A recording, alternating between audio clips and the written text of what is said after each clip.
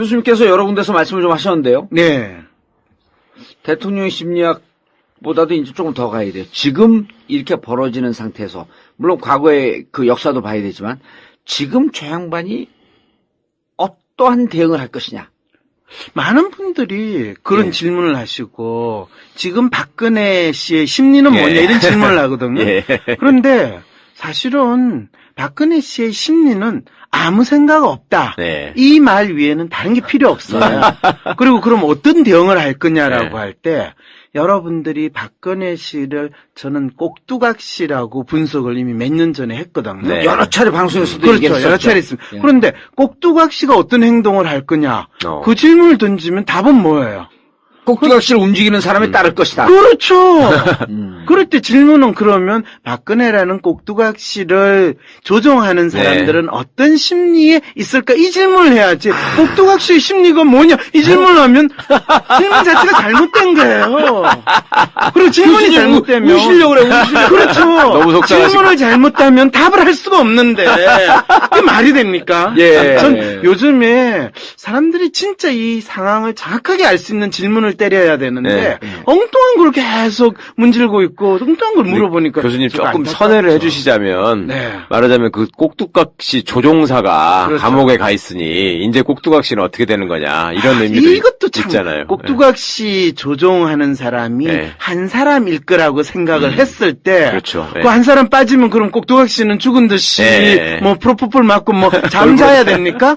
아니잖아요. 네. 꼭두각시는 집단적으로 그들의 이해를 근거로 해서 그렇죠. 그 말씀하시는 집단적으로 거죠. 움직이고 있었다. 아니죠. 꼭두각시 조정하는 사람들은 예. 한 사람이 빠지면 또 다른 사람이 대타로 들어가고 또 그 주위에 있는 사람이 그때 발라붙는다라는 그 현상을 이해하셔야 된다는 거죠. 그게 더 중요하군요. 이 예. 상황을 정확히 꿰뚫고 계신 거네. 그렇죠. 그래서 지금 기본적으로 꼭두각시 옆에 있는 가장 대표적인 사람 누구 있어요?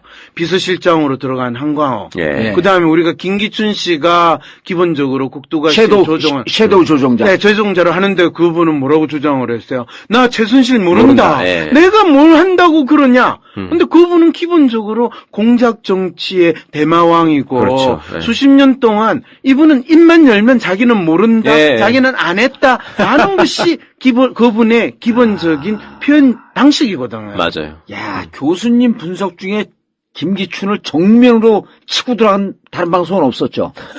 있었나? 저한테 아무도 안 물어봤어요. 누가 꼭두각시 섀도우 조정자인지. 예. 그러니까 우리 이 전국구가 정말 있어서 다행이에요. 아, 그래요? 예. 이렇게 수준 높은 질문을 우리가 하는 줄을 우리가 그 질문하고도 주여 과연 이 질문을 우리가 했습니까? 깜짝 놀랐어요. 질문 저가 있어요. 그랬어요? 아니, 질문은 저 질문도 뭐 금방 가져가 깔때기를 쓰시면 저 어떡합니까? 저 질문하려 답하러 바빠요. 맞아요. 교수님 예. 같이 나눠 먹고 살죠. 뭐 질문하셨으니까 예, 제가 뭐라고 답을 답변을 주세요. 했죠? 조종사들의 심리. 그래서 예. 사실은 지금 조종사가 누구냐라는 것을 정확하게 파악하는 것이 예. 박근혜 그 다음에 어떤 액션을 취할 것이냐에 대한 예. 정확한 이 예측이 가능한데 지금 조종사가 사실은 얼마 전에 법무장관 사표 내고 네, 또 민정수석 사표 냈는데 그 다음에 대타 조종사가 누가 될 거냐 이 부분이거든요. 예. 이럴 때 이제 딱 여러분들이 만일 한강욱 비서실장 그 다음에 김기춘 씨라면 그 다음에 누구를 대타로 낼 수 있을까요?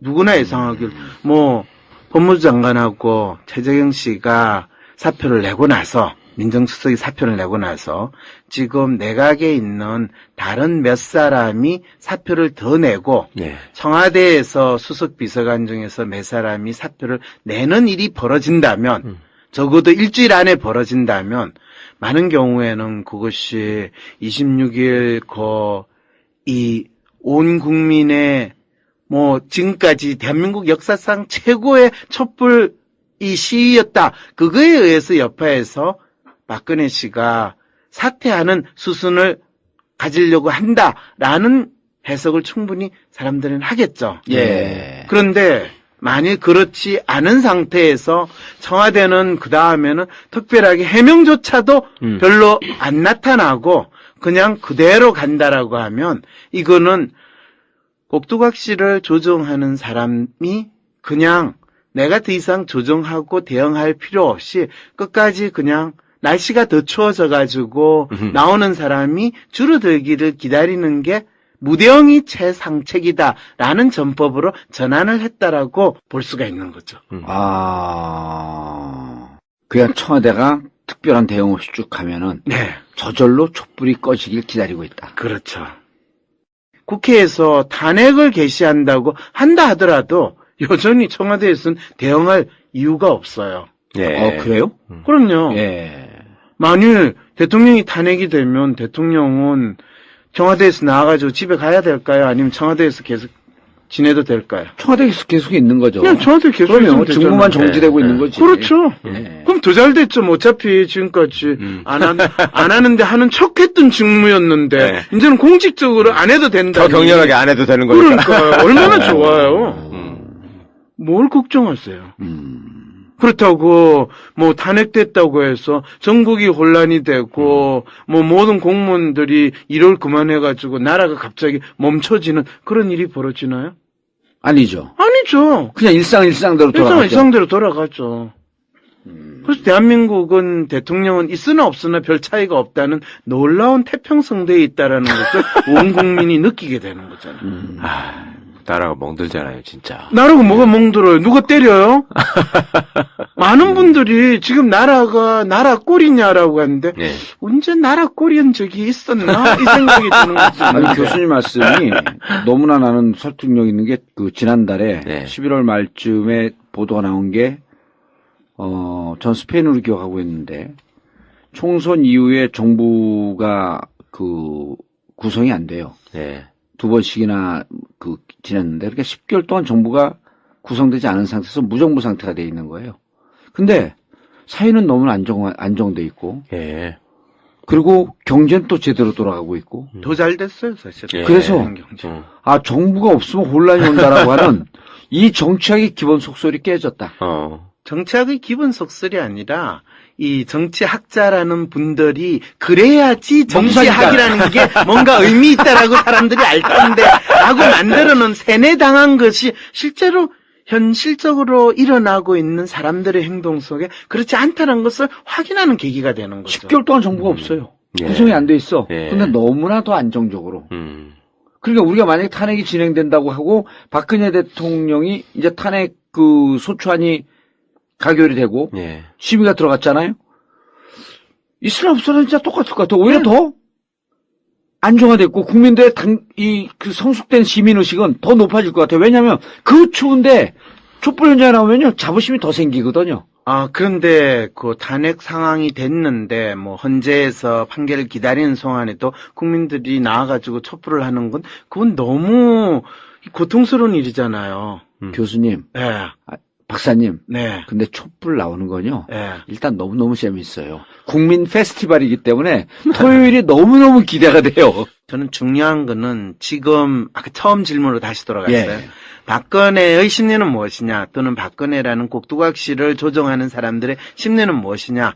그 사람들의 심리는 일단은 끝까지 시간을 끌 수 있는 데까지 가자. 예. 그리고 아까 전략적인 사고 이미 그들이 사용할 수 있는 전략적 사고는 시간 끌기, 지구전으로 가는 거 외에는 없다. 다른 전략적 사고는 이미 없어졌다라는 예, 거죠. 예.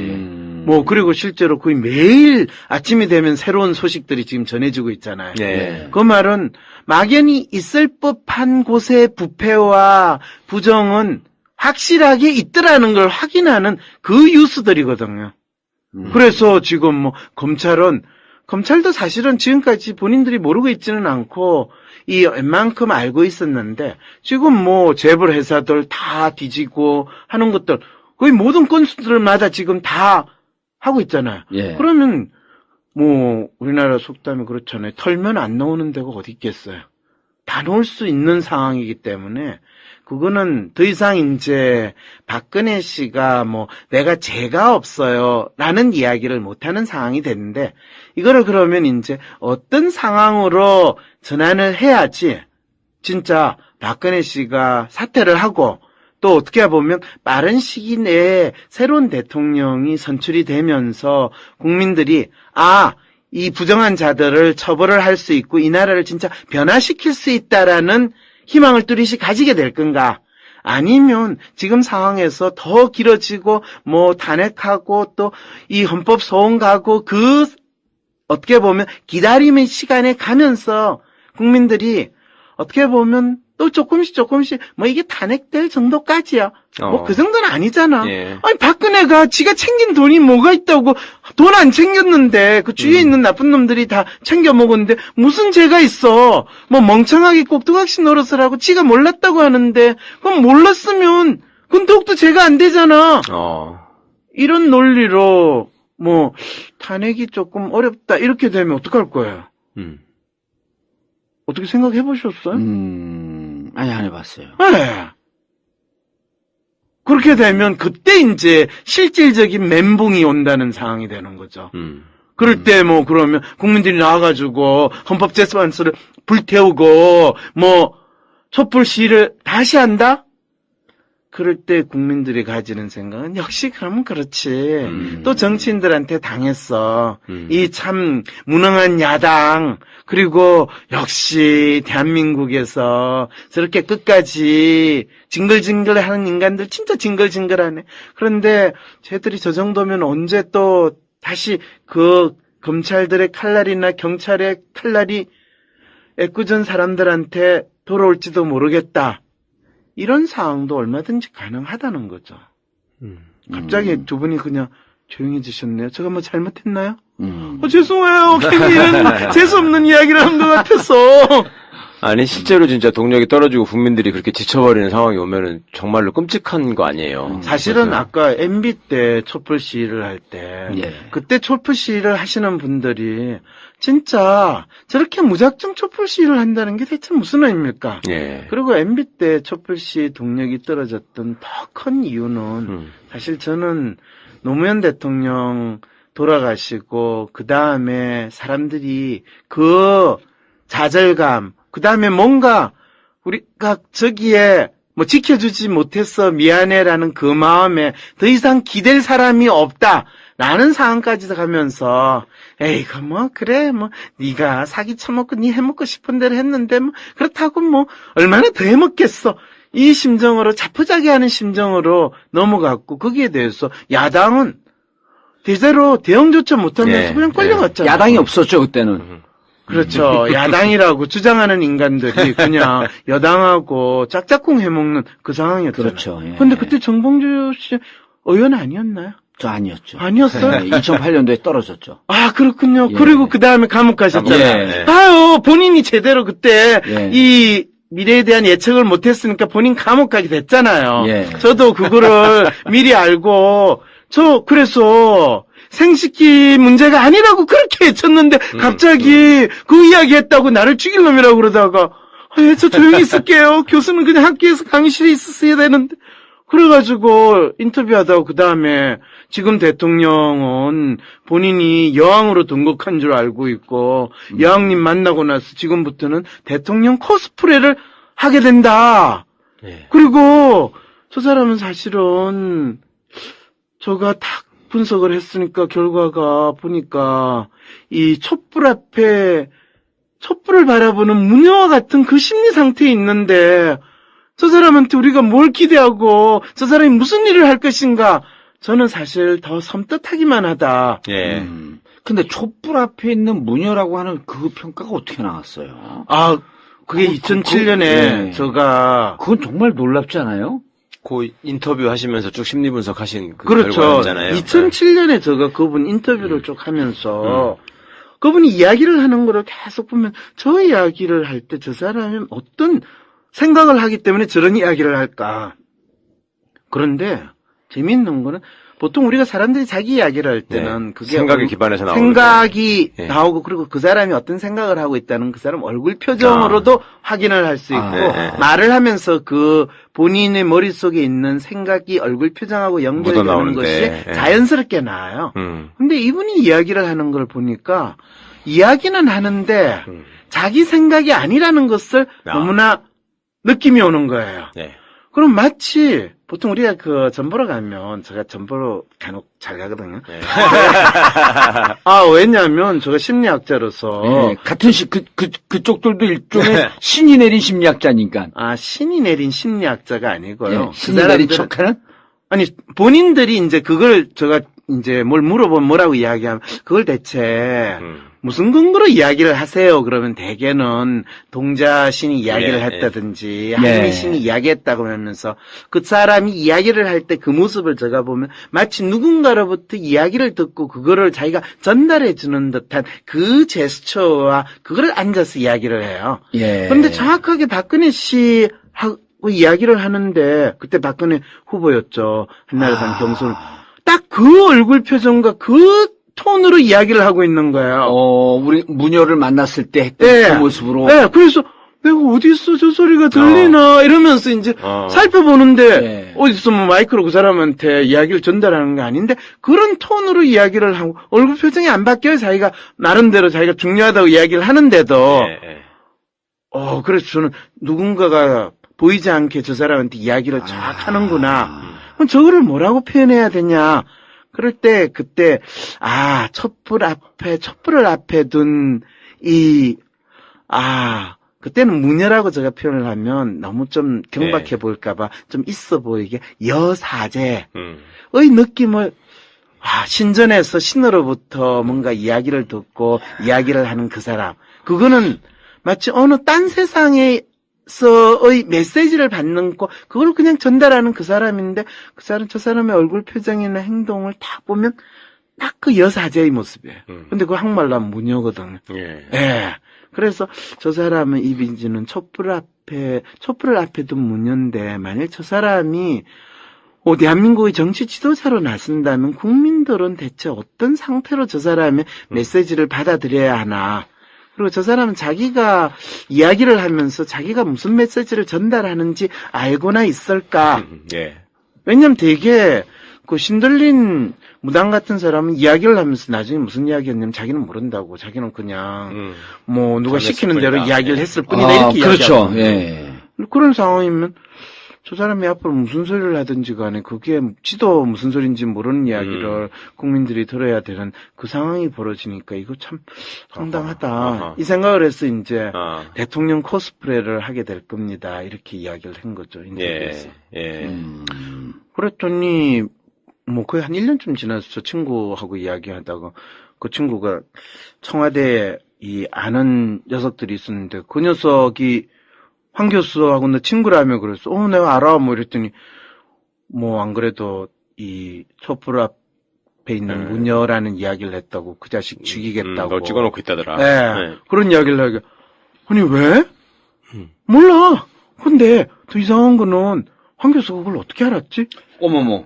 이런 이야기를 했다는 거야. 야, 그건 뭔 소리야? 그랬더니, 나도 몰라. 걔네들 그러더라. 그러고 지나갔어요. 그래서 그러니까 뒤에 최순실이라고 하는 이 조종자가 있었다는 걸 안 교수님이 알고서 얘기했을 것이다.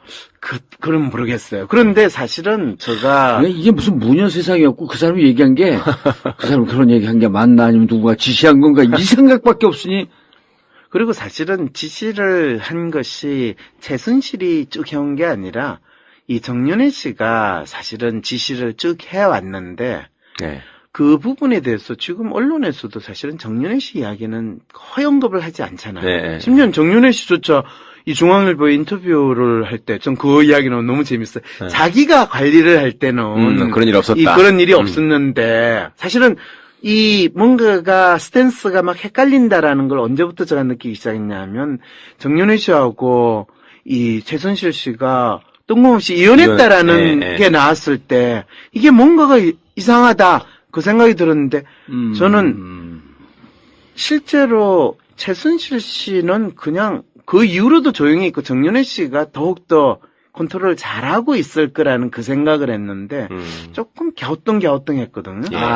그때부터 조금 행보가 이상했었나? 스탠스가 이게 엇갈리기 시작했어요. 그래서 그게 아마 십상시 문건 나오고 나서 얼마 안 돼서 2014년 중후반부터 그러니까요. 십상시 문건 그때 최순실 씨하고 이혼했다라는 게 그 이후에 나왔던 저 대충 그 시점으로 생각을 하고 예. 있었거든요. 그런데 김기춘 씨가 그때 국회에서 나와가지고 어떤 질문에는 자기는 정윤회를 잘 모르고 네. 뭐 그런 일이 없다. 그렇게 발언을 하고 또 어떤 분이 뭐 정윤회 씨가 그 경고망동하는 거 그런 일에 대해서 잘 관리하세요 그랬더니 이분이 뜬금없이 예 정윤회의 경고망동을 잘 관리하겠습니다. 자기가 조금 전에 발언을 할 때는 정윤회 씨는 그런 일이 없고 개입을 안 했다라고 이야기했는데 그 언급하는 사람 정윤회 씨의 경고망동을 잘 관리하라고 그랬더니 자기가 정윤회에 잘 주의를 주겠다고 응답을 한 걸 오 마이 갓. 이분이 약간 착각을 해가 말려들었던 것 같아요. 김기춘 씨가. 네. 근데 김기춘 씨가 그와 비슷한 멘트를 세월호 멘트 할 때도 비슷한 신호를 보였거든요. 예. 예를 들면요. 이 대통령이 그 시간에 어디 계셨냐 그랬더니 김기춘 씨가 뭐라 하냐 자기는 모른다 라고 했어요. 그랬었죠. 예. 그게 비서실장이면 그리고 그분이 이 공직 생활로 평생을 보낸 사람이면 그리고 거짓말하는 것이 기본 장기인데 당연히 그때 본관에서 근무 중이었다라고 이야기해도 누가 그거에 대해서 그렇죠. 의문을 예. 안 가지고 예. 너무 예. 캐묻지를 못하거든요. 그럼 그거로 끝났지. 그렇죠. 예. 7시간이 가려져 버렸지. 네. 그런데 비서실장이 모른다라고 이야기를 한 거예요. 그게 습관이 됐으니까. 모릅니다라고 하는 게. 그게 그런데 아니라- 그때 그 모른다라는 그 얼굴 표정이나 발언은 뭔가 짜증난 그런 표정이었어요. 거 저도 그렇게 느꼈어요. 그렇죠. 예, 예. 제가 보면서 저 뭔 일이 있구만. 네. 저 사람 알고 있는데 말은 네. 못하고 네. 왜 이런 일이 벌어지는가 짜증스러워. 이런 마음에서 저렇게 표현했구나. 그러니까 뭔가 자기가 배제돼가지고 홧김에 내지르는 말처럼 그렇죠. 들리더라고요. 예. 짜증스러운 예. 말로했어요. 여기 최 변호사도 이제 도사가 다 아, 돼가지고. 그때는 진짜 그쪽 사람- 이상했어요. 네. 어. 왜냐면 그거는 공직 생활을 조금이라도 한 사람이면 그렇죠. 왜냐면 공직 생활을 한 사람은 그 상황에서 본인이 알든 모르든 간에 그렇죠. 그냥, 아주 정답과 같은 이야기를 하는 리얼리스트의 원단을 보이거든요. 예. 근데 그렇지 않으니까 저 사람은 약간 삐졌나 보다? 이렇게 생각을 했죠. 그래서 그래서 그 표정을 보고. 그렇죠. 근데 뭐 어쨌든 본인이 지금은 표면적으로는 드러나지는 않지만은 거의 꼭두각시 상황으로 꼭두각시를 조정하는 위치에 있는데 네.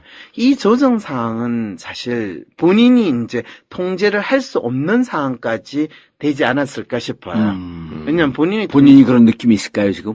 김기춘 씨는 본인이 통제를 할 수 없는 상황까지 이제 왔다라는 생각은 하는데 이거를 어떻게 국면 전환을 읽어야 하는가? 이분이 또 잘하는 거는 국면 전환을 읽어야 하는 거거든요. 예. 그게 이전에 YS 그 선거할 때 대통령 선거 초원 복구 예. 사건. 예. 그런데 일거에 국면 전환을 누가 해주느냐거든요. 그렇죠. 본인이 나서서 할 예, 수가 예. 없는 상황인데 그럴 때 지금 뭐 김진태 씨라든지 이정현 대표가 열심히 국면 전환을 해보려고 하는데 이거는 전혀 이제 지금 안 먹히고 있으니까 예. 이 박사모 모여라 어버이 연합 나와라 예. 이러는 게 지금 시도를 하고 있는 네. 상황이고 그리고 지금 강남에 특히 뭐 이 웬만한 분들한테서 소위 말하는 보수를 지향하시는 분들한테 날라다니는 카톡 예. 오늘도 저한테 하나 온 거 제가 봤는데요. 예. 뭐예요, 요새는? 어떤 내용이었냐면요. 재미있는 게 이 근본 사건의 진실은 바로 이렇습니다. 잘 숙지하여 읽어보세요. 국정농단이라며 세상을 시끄럽게 하면서 국민이 뽑은 대통령을 물러나라고 협박하는 세력들은 오래전부터 업무를 꾸며온 시나리오에 의해서 자행되고 있는 모략극에 국민들이 농락당하고 있는 것을 알아야 합니다. 그러면서 박 대통령이 초기에 호남 배려 차원에서 사정비서관으로 전라도 출신 검사를 기용하였고 광주 일고를 나온 운동권 출신을 대통령 기록비서관에 임명하였음. 2명은 일찍이 문재인 세력 조직에 포함시켜 대통령 동정 기록물을 뭐 어쩌고저쩌고 하는 업무를 당하라 이러면서 쭉 하면서 박응천 비서관 퇴출에 관련 박응천이 비서관이었어요? 조홍천? 조응치인데 박응칭이에요. 네. 뭔지 알겠죠? 이분들의 수준. 예, 우병우가 아니라 누구 우상호 나와라? 어디 가서 그랬죠 그거를? 그렇죠. 그리고 뭐 중앙일보 기자한테 알려 JTBC라 하여금 보도케 하고 문재인은 조선일보 회장과 수차례 만나 대권 협조에 협조하라는 요청하였고 뭐 공안부서에 호남 판검사를 배치하고 어쩌고 저쩌고 하면서 끝에 어떻게 된지 알아요? 이 천문학적 시 비용을 어디서 어떻게 누가 조달하여 시를 이끌어가는지 수사를 해야 된다. 이거 옛날에 MB가 잘 쓰던 말이죠. 그 촛불값이 어디서 촛불의 나냐. 배우. 예. 예. 그러면서 박근혜는 최순실에게 국정을 상의한 죄가 있다고 돌멩이를 맞고 있다. 근데 문재인은 이북의 김정일에게 국정을 상의한 죄는 도대체 뭘로 묻겠다는 건가? 뭐 이런 식의 이야기를 하면서 맨 마지막에 여러분들 주변 분들께 특히 자녀분들 10명 이상 전달 부탁드립니다. 정독하여 주신 여러분들은 애국자이십니다. 이런 문자들을 돌리고 있는 네. 그게 또 다른 바람이 불 수 있을까요? 없을까요? 예. 아마 이 방송 듣는 거, 저런 무슨 미친 소리를 하고 네. 있냐. 저 사람들을 정신병자 병동에 집어넣든지 아니면 황교수 상담을 좀 해주든지 뭐 네. 이런 이야기를 하실 수도 있겠지만은 분명히 이런 분들이 네. 대한민국에서 돈도 좀 있고 네. 여전히 뭐 샤이 박근혜 운운하면서 나오지 않는 네. 그분들이다라고 주장하는 상황에 우리는 있다는 거죠. 예, 알겠습니다.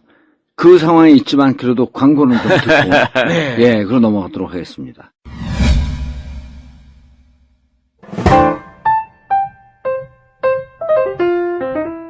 청담동 벙커에서 이루어지는 반값 하우스 웨딩. 결혼식에 잔뜩 끼어있는 거품을 싹 제거한 벙커 반값 웨딩. 반값이라고 싸구려라 생각하시나요? 천만에요. 품격과 만족감은 2배입니다. 개념 충만한 청담동 벙커에서 하는 하우스 웨딩. 부담은 줄이고 만족감은 2배로 높였습니다. 이미 벙커에서 결혼식을 한 커플들과 가족, 주위 친구, 친지들의 만족감은 이로 말로 표현할 수가 없습니다. 희망찬 인생을 기약하는 한 쌍의 탄생. 벙커 하우스 반값 웨딩.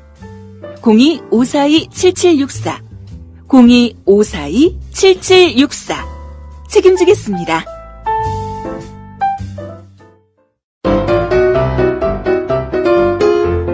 요즘 어떤 비대가 좋아? 애플 비대.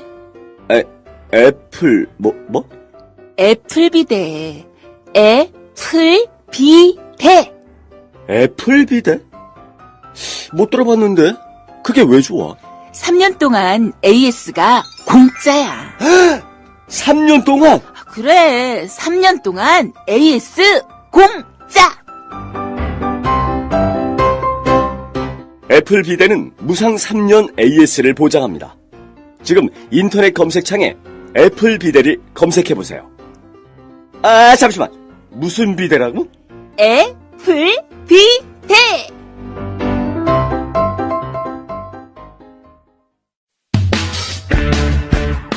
전국구 후원 대리운전 1644-6785 1644-6785 전국구 대리운전을 많이 이용하시는 분들께 감사의 인사로 책으로 나온 전국구 끝까지 물어주마를 보내드리고 있습니다. 정치는 개판이고 경기가 많이 어렵더라도 술 너무 많이 드시지 마시고요. 딱 한 잔이라도 하시게 되면 꼭 전국구 대리운전을 이용해주세요. 전국구 후원 대리운전 1644-6785 1644-6785 야, 이 부장! 네가 부장이면 아니야? 뭐? 저 인간 저건 쟤 오늘도 술술 풀리고 안 먹고 회수 갔냐? 내일도 신체 상태로 출근하겠구만. 아유. 고려 생활건강 술술 풀리고 음주전 한포가 당신을 지켜드립니다. 특허받은 천연 유래 성분 숙취 해소제 술술 풀리고를 은하계 최저가로 딴지마켓에서 만나보세요. 앞전에 읽어주셨던 그 카톡. 트윗 내용, 예. 카톡 내용, 카톡 내용. 카톡 내용이 우리 벙커에 있는 건물 사장이 네.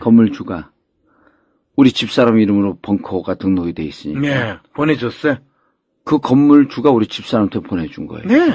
그 우리 집사님 막 분개해갖고 어떻게 이런 걸 보내냐 그래서 내가 그분이 아마 핸드폰으로 복사해갖고 보내는 것도 할 줄 모르는데 누군가가 핸드폰을 달라 그래갖고 그 사람 안에 있는 핸드폰 번호에다가 다 뿌렸을 거다. 맞아요. 예?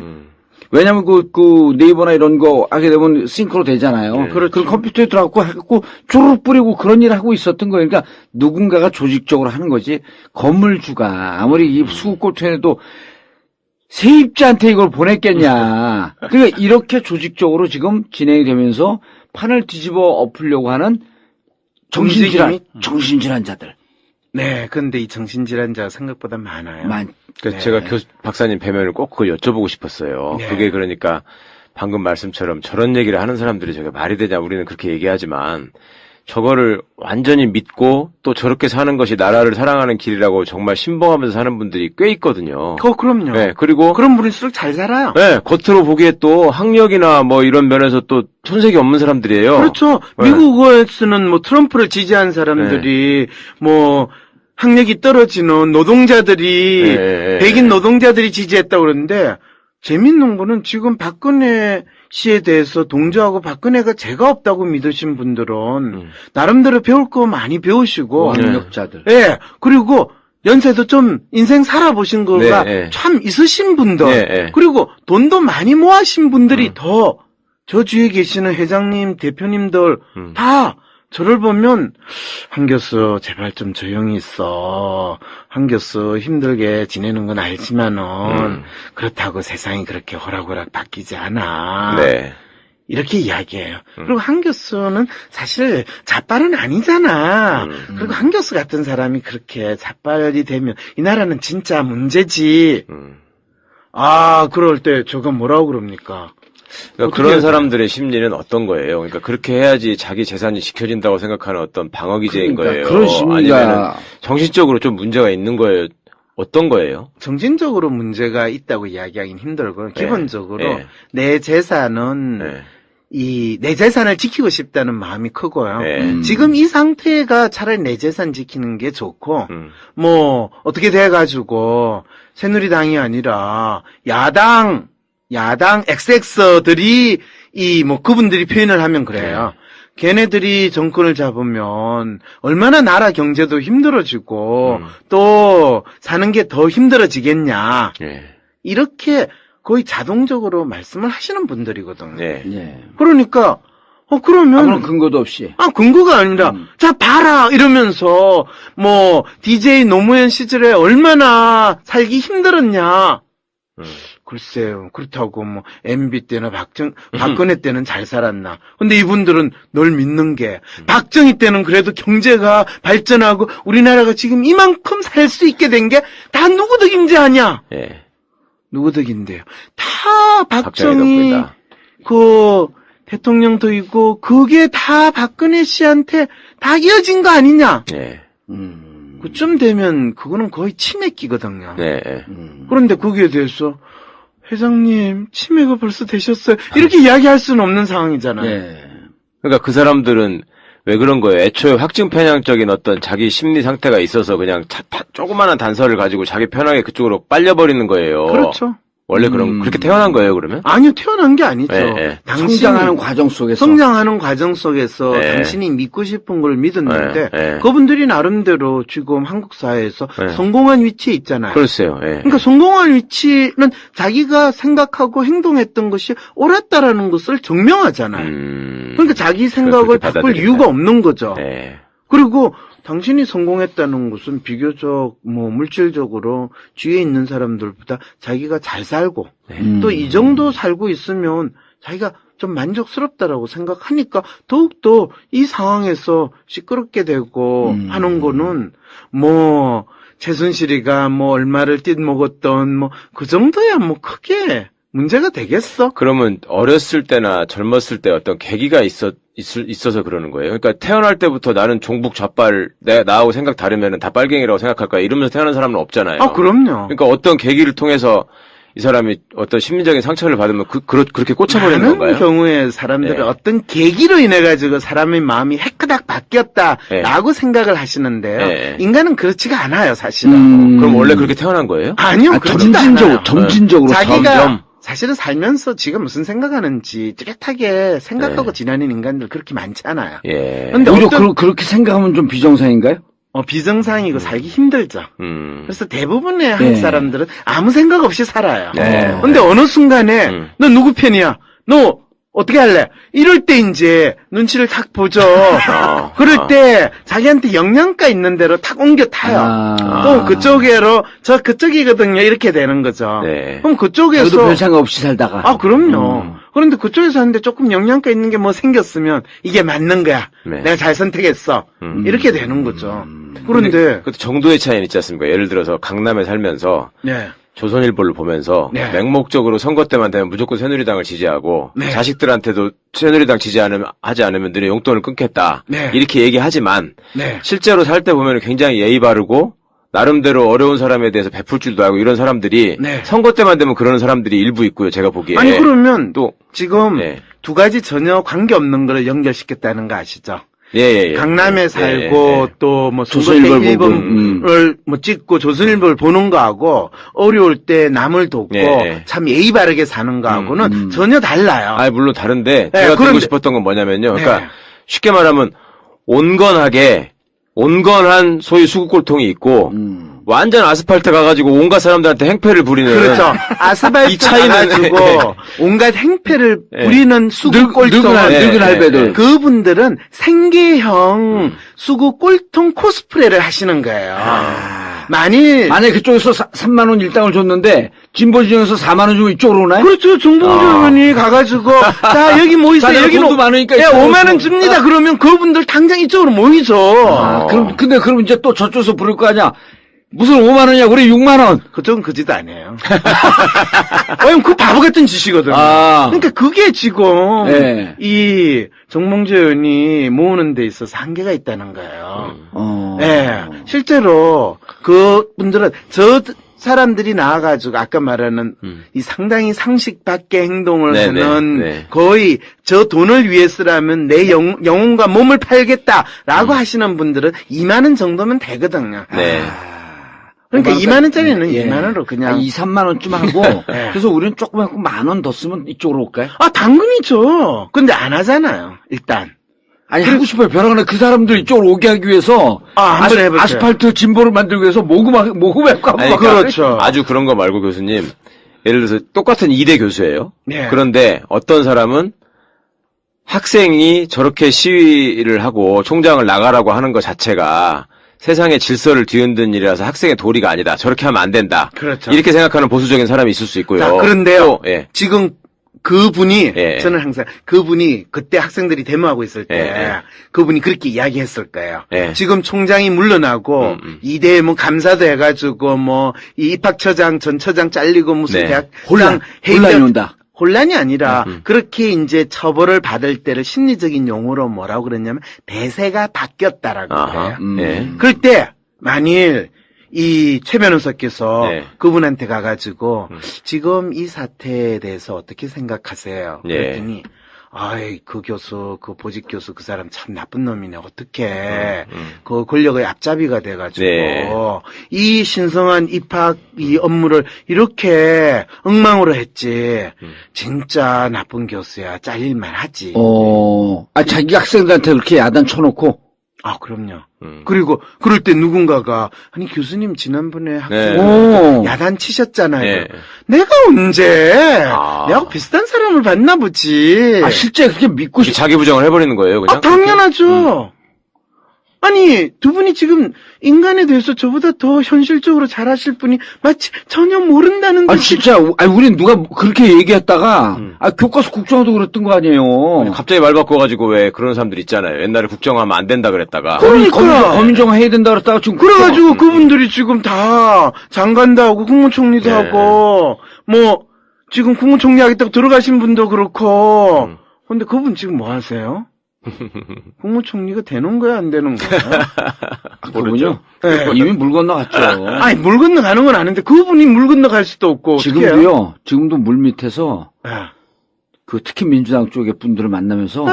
작업을 해요. 자, 봐요. 내가 환경보다 낫지 않냐? 그거 최근에도 해요. 그래요. 네. 봐봐요. 인간이라는 건 그런 존재라는 거예요. 그리고 그분은 뭐 그러면 자기가 옛날에 보수라고 주장을 해요. 그분은 또 진보라고 주장하고 살다가 지금 그런 사람들은 그러면 어떻게 보면 기회주의자인 것이고 그렇지. 차라리 그러면 그러니까 제가 아까 같은 교수라도 이 말을 왜 말씀을 드렸냐면 예를 들면 교수 신분의 지식인이라고 한국 사회에서 어느 정도 평가를 받는 분들 사이에서도 그런 식의 어떤 시세에 따라서 말이 바뀔 수는 있을지 모르겠지만 평소에 보수적인 언동을 하는 사람과 네. 좀 더 극단적으로 나가는 사람 있잖아요. 네. 예를 들면 저 백남기 농민 영안실에 침투한 사람이라거나 네. 무슨 뭐 이상한 시험 문제 내가지고 백선화 교수도 난 분석하고 싶어. 그러니까 노무현이 그래, 백순환 빨갱이라거나 교수 어. 똑같아요. 그런 사람들은 도대체 조금 더 극단적으로 나가는 사람들이 있잖아요. 네.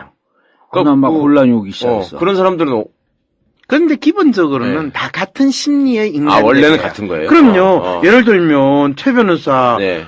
지금 정호연이나 비슷한 지금 생각들을 가지신 분이잖아요. 예. 근데 최 변호사님도 뭐 거의 정봉주 의원만큼 뭔가 큰 말을 한 가능성이 있는데 누구 한 사람은 별로 뭐 큰 이야기도 안 했는데 감옥 가고 누구 한 사람은 그래도 변호사 일을 잘 하시고 이런 거 차이는 뭐 특별한 게 있겠어요?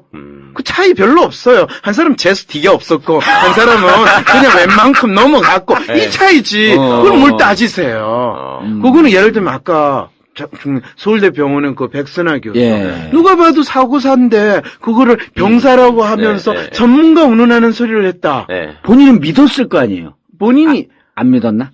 그 사람들에게 있어서 믿음이라는 건 중요하지 않아요. 지금 나에게 어떤 것을 하는 것이 유리한가? 그렇죠. 유리한가. 네. 그리고 본인 스스로 맞다고 생각하는가. 믿는다는 표현을 쓰면 안 되네.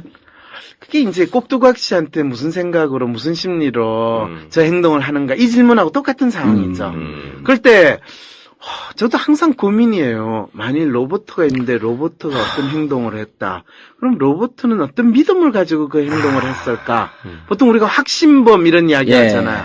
어떤 분이 확신범은 믿음에 의해서 움직인다 그러는데 그거는 이미 정해진 도장 꽝 찍힌 대로 그냥 움직이는 건데 그걸 믿음이라고 이야기할 수 있을까?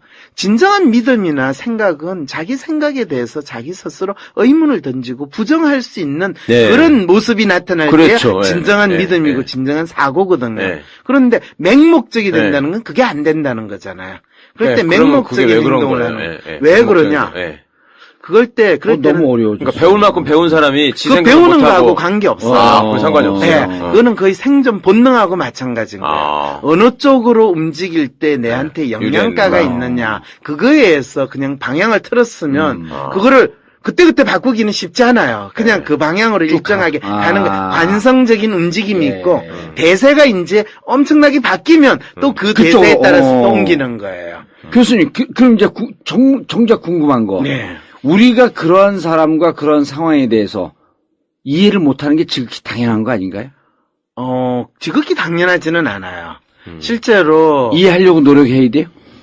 이해하려고 노력해야 되냐? 왜 이해를 해야 되느냐?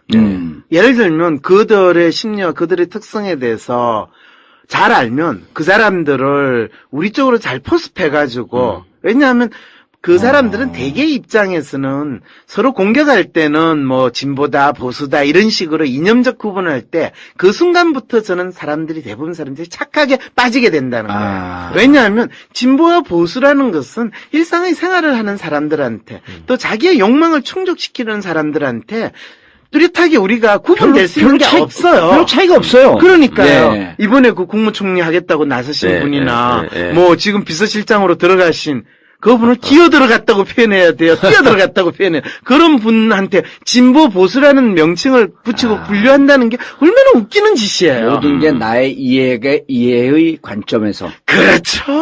인간을 분류하고 이해할 때는 그거부터 봐야 되는데 그러려면 쪽팔리잖아요. 아니 근데 인간 스스로가 자기 이득을 위해서 열심히 싸워가지고 감옥 가는 그것도 자기 이득을 위해서 그렇게 했다고 봐야 되나요? 그러면 정봉주 의원이 감옥을 간 거는 네. 본인의 이익을 위한 걸까요? 네. 국민의 이익을 위한 걸까요? 또 마누라의 이익을 위한 걸까요? 어쨌든 이익을 위한 거라고 할 수 있지 않겠어요? 예. 본인이 희생하러 갔다. 그런데 나오고 나서 몸짱이 돼서 나왔으면 저거를 희생이라고 이야기할 수 있을까? 이게 이제 심리학자 입장에서 예. 구분이죠. 당사자 입장에서야 진짜 열받죠. 그런데 그 제가 몸짱이 돼 나오는 순간 교수님이 이게 그 회로가 엉켰어요? 아니 엉키진 않고 네. 나의 이론이 더욱더 맞았구나. 아, 인간은 어떤 저 사람 상황- 정신질환이 있구나. 아니죠. 네. 인간은 어떤 상황에 있든지 간에 자기 이익을 극대화하는 행동을 하는데 정봉주 저 인간 진짜 골 때린다. 교도소에서 몸짱이 되는 저런 희한한 행동을 통해 가지고 자기 이익을 극대화하는 걸 봐서 저 인간은 보통 사람들이 늘 하는 방식으로 사고하고 행동하는 인간에서는 좀 멀어져 있는 그런 특성이구나. 그래서 별로 누구나 다 아는 이야기를 해가지고 감옥 가는 것도 쉽지 않은 일이다. 네. 근데 그런 생각을 했거든요. 그러니까 저도 누구나 다 아는 이야기를 했다고 해서 교수에서 잘리는 걸 보면서 그래 한국 사회에서는 누구나 다 하는 이야기를 하고 누구나 다 할 수 있는 생각을 하는 것 자체가 죄가 되는구나. 이것도 제가 파악을 했죠. 그래서 한국 사회에서 사람들의 심리나 행동을 진보 보수로 나눈다는 것은 우리가 겪고 있는 현상을 이해하거나 그 사람이 어떤 행동을 하고 어떤 사고를 할 건가를 이 나름대로 이해하고 예측하는 지표는 결코 될 수 없는데 왜 아직도 이 나라 사람들은 어떤 사람을 이해할 때 저 사람은 진보야, 저 사람은 보수야 이런 소리를 하나. 그거를 너무나 극적인 순간으로 지금 우리가 보고 있으면서 말이죠. 자, 교수님. 그러면 이제 중요한 게. 예. 자, 이제 특검도 들어갔고 탄핵 절차도 다 밟았어요. 네. 그럼 아까 처음에 얘기할 때 그 지점으로 다시 가야 되는데 네. 그냥 버티기로 간다. 네. 일각에서 네. 그 카톡으로 많이 돌잖아요. SNS에서 많이 도는데 아주 지극히 상식적인 사람들이 네. 저러다 청와대 안에서 극단적인 선택을 하지 않을까. 네. 이 우려를 하는 사람들이 절대 많기 때문에. 그렇죠. 그래서 제가 절대 그렇게 할 사람 아니다. 왜? 그렇죠. 어떻게 하셨어요? 12월 5일 날 업데이트되는 정봉주 전국구 황상민 교수의 심리 분석을 들어보면 정답이 나올 것이다. 얘기를 했어요. 네. 정확하게 예. 보셨네요. 뭘 정확하게 봤냐면요. 사실은 제가 그런 문의를 상당히 많이 받았어요. 그럴 때 제가 단칼에 뭐냐 하면, 자살을 생각하거나 네. 그런 사람들은 자기 자신에 대해서 이 상당한 에고를 가지고 있고, 또 자기의 정체성에 대해서 극단적인 사고를 할 수 있는 사람이다. 사실은 노무현 대통령이 돌아가시기 며칠 전에 일본 기자가, 지지통신 기자가 저한테 전화를 해서 네. 물어봤어요. 너 다이다료가 혹시 극단적인 행동을 할 수 있지 않느냐, 어떻게 보느냐. 그때 제가 가슴이 덜컹했어요. 절대로 그런 일이 일어나면 안 된다. 네. 그리고 그거 일어난다면 너무너무 가슴 아픈 일이기 때문에 나는 그렇게 생각하고 싶지 않다. 그러면서 나는 그 기자는 조금 느낌이 왔었던 거예요? 그럼요. 그 기자는 그래서 일본 사람들 사무라이 정신 뭐 이러면서 그런 행동을 할 가능성, 너무 수치스러운 상태로 자기를 몰아넣기 때문에 그럴 수 있고 자기가 모든 걸 다 가져가겠다라는 근데 노무현 대통령이 아이디얼리스트 성향이 강하기 때문에 예. 그런 부분에 대해서 제가 두려워가지고 그러면 결코 안 된다. 왜? 이거를 극단적인 이 벼랑 끝에 몰린 상황에서 참고 견뎌야지 그 다음에 어떻게 보면 이 수모를 갚을 수 있다라는 생각으로 저는 아니다라고 막 주장을 했어요. 그런데 딱 마음속의 진심은? 마음 진심은 위험할 수 있다. 네. 그런데 그걸 저는 인정하고 싶지 않았어요. 근데 사흘 후에 네. 그 일이 벌어지고 나니까 막 어떻게 제가 할 줄 모르는 느낌이 든 거예요. 그런데 이번에 어떤 분이 그걸 묻길래 제가 웃었어요. 너무나 그런 극단적인 일이 일어나기를 어쩌면 많은 국민들은 바랄지 모른다. 그리고 그분을 위해서도 마치 아버지의 신화를 유지할 수 있는 상황일지도 모른다. 왜냐하면 그분이 살아있는 한은 박정희 대통령을 중심으로 만들어진 대한민국의 근현대사의 신화는 유지될 수 있는데 그분이 죽으면 그 신화는 박정희 대통령의 신화는 유지될 수 있을 또 다른 신화가 만들어지겠지만은 네. 그분이 살아있으면 살아있는 한 그 계속 신화는 지우기만 하는 계속 네, 네. 이 망가지는 상황이 될 테니까 네. 그분의 역사적 운명은 살아서. 끝까지 살아가지고 이 격패를 완전히 일소하는데. 그렇죠. 아버지가 만들어 놓은 그 미신과 같은 신화를 국민들의 머릿속에 이제는 그걸 경험했던 분부터 시작해서 전혀 경험하지 않고 역사로 세뇌당했던 그 세대까지 깨끗하게 지워질 수 있는 역할을 하는 것이 그분의 역사적 소명이다. 소명이다. 음. 라는 이야기를 했어요.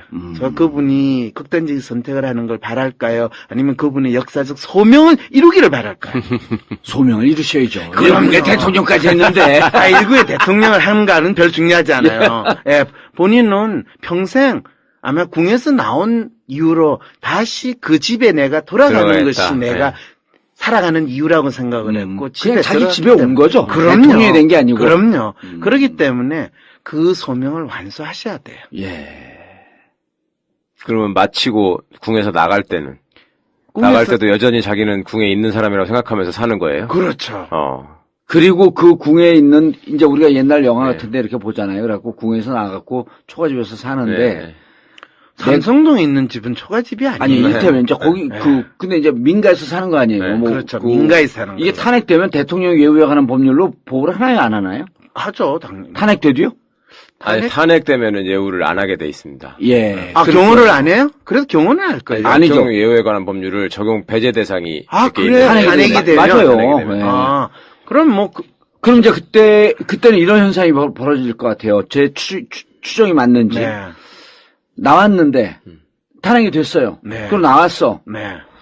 내가 왕인데, 이 집이 내가 청와대랑 똑같아로 사는데, 점점 왕이나 공주였었던 이 상황으로부터 그냥 민간인이라고 현실로 돌아가는 순간, 여기에서 극심한 정신적 혼란이 오면서, 그러니까 이 의학적 멘붕, 그러니까 뇌가 살짝 이상해지면서 자기의 환상 속에서만 내가 공주라고 하는 삶을 살면서 생을 마감할 가능성이 있지 않겠느냐. 진짜 정봉주 의원은 네. 이 사람에 대한 이해가 떨어지시네요. 네. 실제로 인간은 그렇게 약하지가 않아요. 아, 그래요? 그럼요. 오. 마지막 아주 황제. 이성적이고 양심적인 사람만 이렇게 약한 것으로 끝나나? 그런데 사실은 이분이 대통령 끝나고든 아니면 탄핵이 되든 아니면 그 전에 나오시게 되더라도 생활하는 거에서는 별 큰 차이가 없을 거예요. 자기 심리적으로. 네, 심리적으로. 왜냐하면 그래서 그냥 공주로 있다. 그렇죠. 대통령으로 계속 있고, 그리고 그 상태를 제가 이제 이분이 발달 장애의 심리 상태를 그대로 유지했는데, 그는 자기만의 세계 속에서 나오지 않고 항상 그걸 유지하고 싶은 거거든요. 근데 그 세계는 본인이 사춘기가 거의 끝나가는 17세 내지 18세 정도에서 머물러 있는 상태로 자기가 믿고 싶은 거를 그대로 유지하는 거죠. 그 상태에서 딱 멈춰서. 그렇죠. 오죽했으면 최순실 씨가 네. 모시고 있으면서 지가 아직도 공증가다 이런 네, 이야기를 네. 그때 국회의원 하는 무렵에 했다잖아요. 네. 정확하게 제가 예측했던 대로 돼요. 그러면 그분이 그러면 청와대에서 나와가지고 살면서 고통스러웠냐? 그것도 약간 아니고. 별로 고통스러워하지 않아요. 주위에 있는 사람들이 고통스러워요. 아. 근데 뭐 어차피 뭐 주위에서 모시는 분들은 월급 받고 지내니까 네. 별로 그거에 대해서도 상관없는 거죠. 이 사람한테 현실 인식을 기대한다는 것 자체가 지금 불가능한 상황이에요. 바로 이런 거죠. 현실 인식을 기대한다는 것 자체가 불가능한 게 아니고 이 사람을 사람으로 보는 것 자체가 불가능한 거죠. 그건 좀 심하시고요. 심하고. 어떤 분들은 하여튼 현실인식이네. 지금 최 변호사님처럼 그분을 제대로 현실 인식을 시키게 할 수 있는 네. 뭐 치료법은 법이 없냐 없냐. 저한테 그 질문을 해요. 그런데 그분이 현실 인식을 하는 것이 누구에게 좋습니까라는 질문을 제가 다시 던져요. 만일 그분이 현실 인식을 하게 되면 어떤 상태에 빠지는지 알아요? 그때 멘붕 상태. 그때 고통스러워. 그때 정신질환이 올 수가 있겠네. 그렇죠. 그래서 이분 같은 경우는 자기가 깨지 말고. 그냥 그렇죠. 17살의 나이로 계속 사는 거야. 그렇죠. 그냥. 계속 공주로 여왕으로 자기는 대통령 수준의 여왕으로 그냥 쭉 가는 그것이 이분이 하는 거예요. 그래서 주사를 계속 맞으면서 그 심리 상태와 그 미모를 유지하는 것이 자기의 존재하는 절대적인 이유로 바뀌는 거예요.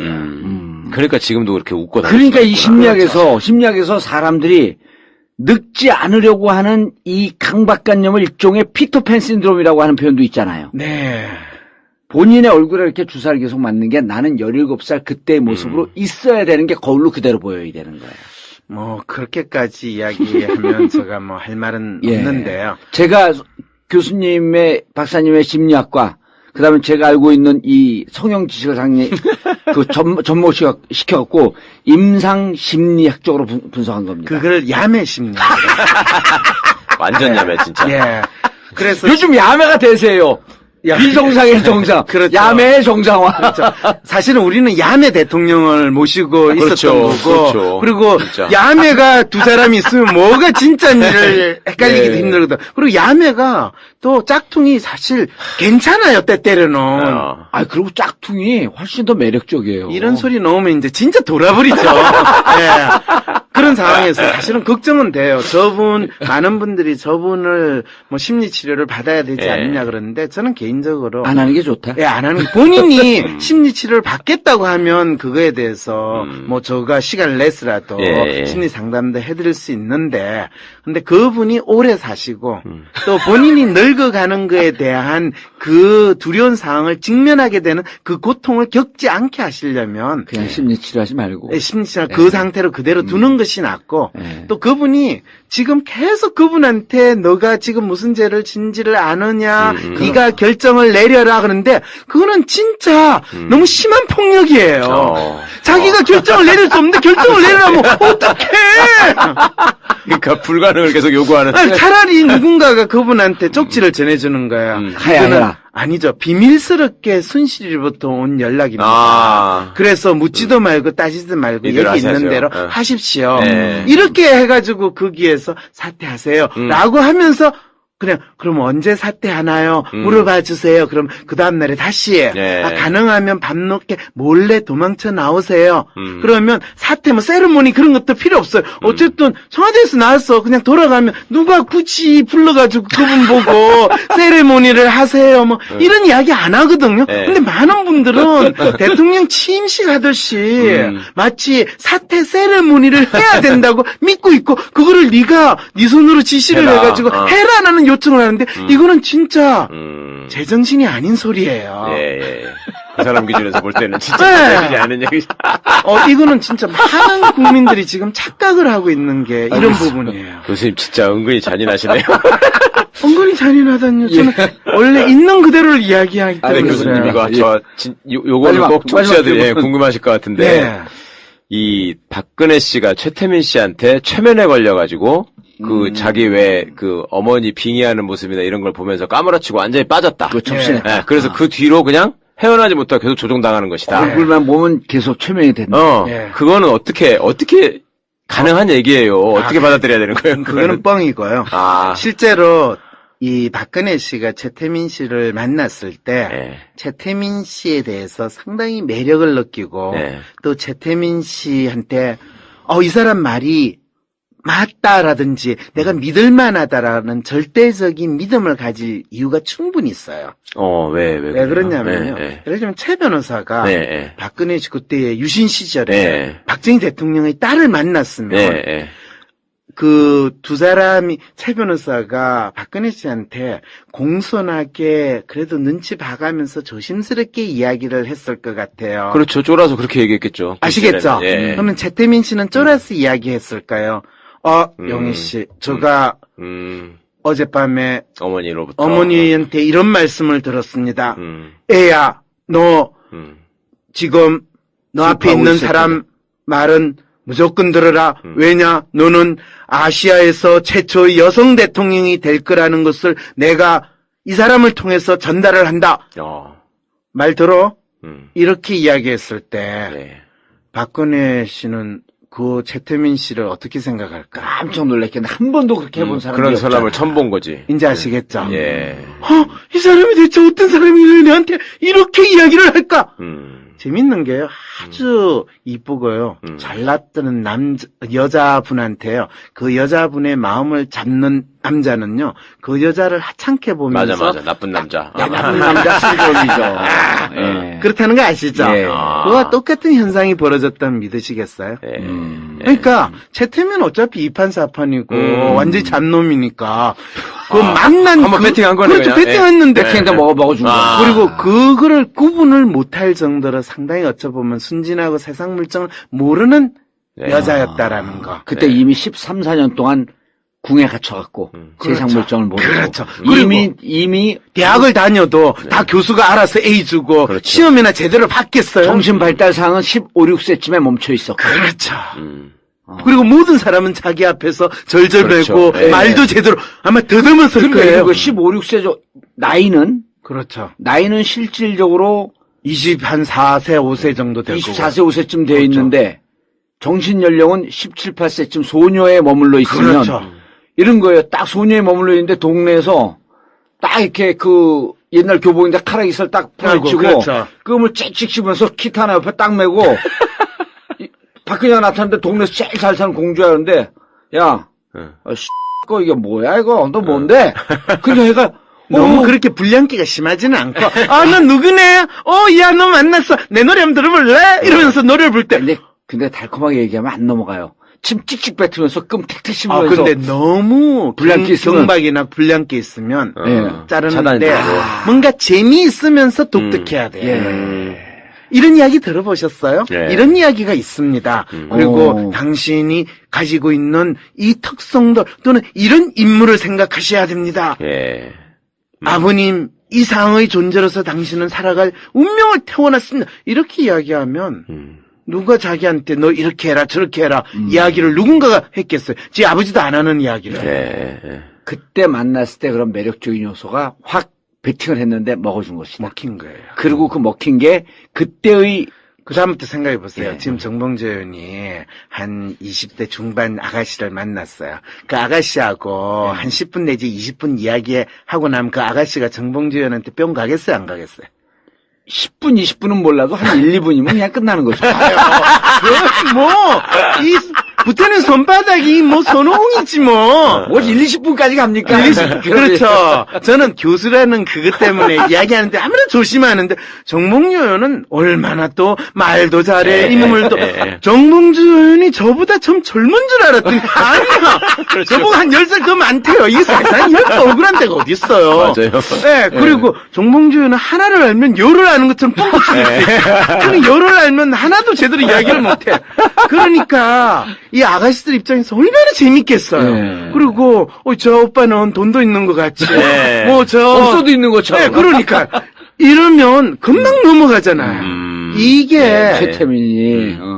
그거는 사실 박근혜 씨를 그 당시에 그냥 20세의 세상 물정 아가씨라는 마음으로 접근하는 인간은 금방 잡을 수 있는데 그렇지 않고 그 높고 그럭하는 신분하면 그때부터 이제 그냥 늙은 아저씨 이렇게 되고. 그러면 그 뒤에 이제 이게 최순실 형제나 이런 것들하고 인연이 이어지는 과정에서는 보면은 자기가 궁에서 쫓겨났을 때 네. 혈육처럼 옆에서 모든 걸 챙겨주고 함께 살았던 그런 근데 거에서 오는 저는 신뢰. 그 최순실 조카라고 하는 사람이 혈육철염인지 혈육인지에 대해서 의문이 상당히 많이 있어요. 아니 최순실과의 관계는 그러니까 최태민하고는 그렇다 치고요. 최순실과의 관계는 네. 거의 최순실 씨가 유모, 보모 역할을 하면서 네네. 조금씩 아주 서서히 가랑비 옷 쫓듯이 이렇게. 기본적으로는 보모 역할을 했는데 사실은 발달 장애 상태 그걸 이제 성인기 자폐성이라고 그래요. 네.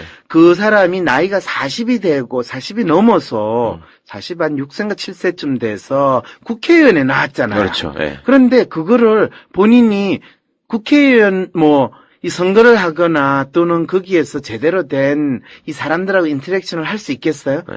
그거를 모든 거를 시키는 대로 자기는 그냥 꼭두각시처럼 그때부터 움직이기 시작한 거예요.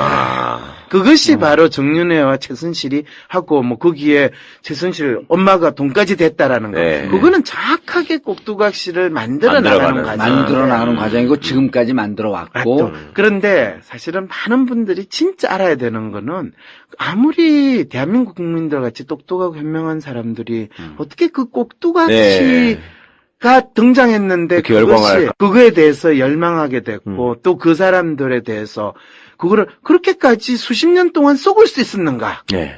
이 질문은 사실 두 분 다 안 하세요. 그런데 그걸 이야기하면 많은 역사적으로 그런 오랜 이 연원이 있었다는 거예요. 그러면 대한민국 국민이 그렇게 체계적으로 쏘갔던 건가요?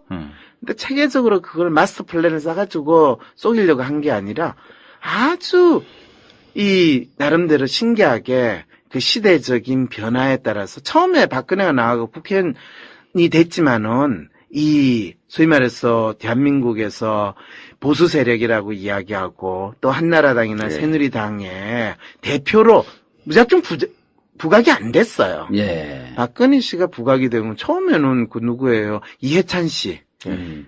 이해창 씨죠. 참. 예, 이해창 이해창. 씨가 선거에서 떨어지고 그 다음에 노무현 대통령이 되고 나서 노무현 대통령이 탄핵이 되고 나서 박근혜 씨는 의미 있는 국회의원으로 의미 있는 그렇죠. 정치인으로 부각이 됐는데 그 전까지는 정치인을 했어도 음. 대한민국 국민들이 박근혜 씨를 통해 가지고 어떤 대한민국의 미래가 될 만한 능력이 있는 사람이라는 이런 착각에 들어가지가 않았어요. 네. 그때부터 이제 근현대사에서 박정희라는 인물을 영웅시하고 네. 그 박정희라는 인물이 어떻게 18년 동안 대한민국 국민을 세뇌시켜 왔는가. 그 세뇌된 이 흔적과 그 모습이 지금 대한민국에서 50대 이상의 사람들한테 어떤 사고와 행동 방식으로 남아있는가에 대해서 아. 그 대한민국 사람들이 제대로 인식하지 못했기 때문에 예. 너무나 자연스럽게 박정희의 딸이니까 저 사람은 박정희가 보여줬던 그런 카리스마와 능력을 보일 것이다라는 믿음을 받아들이는 거죠. 예. 근데 예전 세뇌의 결과가. 그 세뇌 결과를 마치 누군가가 나서서 됐냐. 그거는 이미 그 박정희 씨가 이 5.16 혁명을 하고 나서 18년 동안 대한민국을 통치하는 그 과정에서 우리가 국민학교 때부터 이 새마을 노래를 부르고 그렇죠. 국민교육 헌장을 외우고. 외우는 그때부터 우리는 체계적인 세뇌에 들어갔고 전두환 노태우가 집권하는 12년 동안 그거에 대해서 세뇌가 된 사람을 원래 상태로 돌리려면 그거를 이제 영어를 쓴다면 학습이 됐으면 그걸 탈학습화 시켜야 예, 돼. 예. 디러닝 과정. 비로하는 거죠. 예. 그걸 시켜야 되는데, 대한민국의 역사에서 그 디러닝 하는 과정이 없었어요. 박정희가 죽고 나서 12년 동안, 전두환과 노태우 동안, 예. YS가 민주화를 한다고 하지만은, 그거는 박정희가 만들어놨던 그 디러닝이 아니라, 그냥 전두환 노태우를 단죄하는 거로 마치 민주화를 네. 시킨다고 사람들한테 현혹을 시킨 거예요. 네. 그리고 더 놀라운 건 DJ와 이 노무현 대통령이 집권하는 10년 동안은 일제히 앞잡이들, 일제히 잔재들 그러면서 노무현 대통령만이 박정희의 그 통치와 박정희의 이 국정과는 다른 방식으로 하겠다라고 그냥 막연히 이분이 나서는 바람에 결국에는 당신이 하고자 하는 걸 이루지도 못하고 더 역설적으로 박정희의 향수를 부각시키게 되는 그 결과를 초래해버렸다는 거죠. 이것이 대한민국 사람들의 마음속에 지난 10년 사이에 일어났던 것이 결국에는 박근혜 씨를 대통령으로 결국엔 만드는 계기가 됐다는 거죠. 알겠습니다. 교수님, 장장 80분 동안. 아, 그렇습니다. 예. 10분밖에 이야기 안 하네. 알겠습니다. 열정적으로. 예.